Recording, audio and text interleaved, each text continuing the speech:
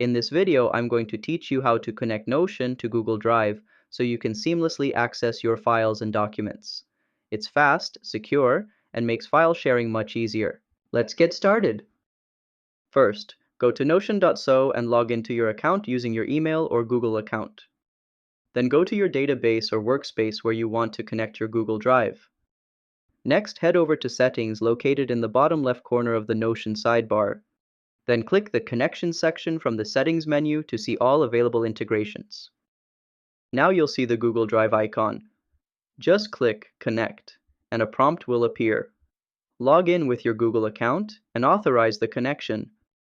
Bonus tip: once connected, you can easily embed Google Docs, Sheets, or Slides into any Notion page by typing /embed and pasting the Google Drive link. It will display right inside Notion.